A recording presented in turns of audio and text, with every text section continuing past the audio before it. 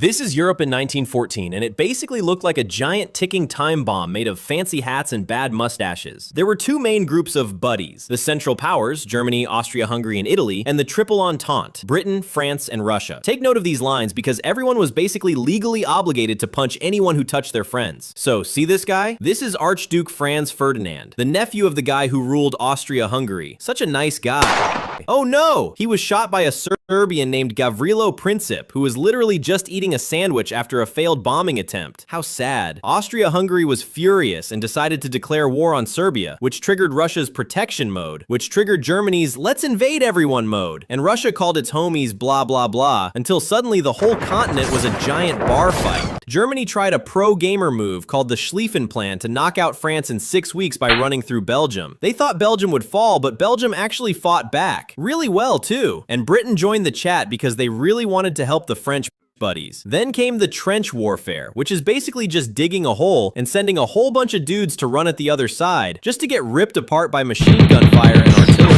Notable examples include the Battle of the Somme, Verdun, and Passchendaele. Thousands died just to take over an area the size of your grandma's small flower garden. Meanwhile, at 1915, Italy looked at the Central Powers, looked at the Allies, and decided that loyalty is cool, but getting free land is cooler. So they switched sides. What a loser, by the way. Many others also decided to take sides. Ottomans decided to side with the Germans in 1914, and Bulgaria decided to join the Central Powers in 1915. And this is a list of everyone else, because I'm lazy. On 1917, Germany was already stressed out, but then they sent a "you up" telegram to Mexico asking them to invade the US. Britain intercepted the leak, showed it to America, and yeah, America got furious as heck. Germany's heart skipped a beat as millions of fresh, well-fed Americans showed up. Meanwhile, Germans were literally chewing up leather and probably bombs. Also at 1917 November, Russia had to back up because they had to face a civil war against some dudes who loved communism, known as Bolsheviks, led by this guy.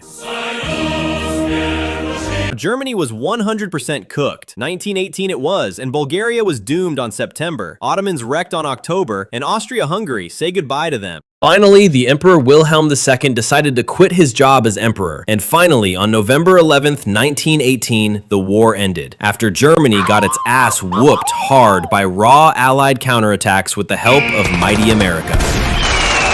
Next year, on June 28, 1919, the Treaty of Versailles was signed in France. The deals? Germany started the war, Germany must pay for the damages, and Germany lost land and its army. Yeah, bad day for Germany. What a bummer. They called it the War to End All Wars, and yes, they also created League of Nations in 1920 to ensure world peace. And the world lived happily ever after. Spoiler, no, it did not. Like and sub, please.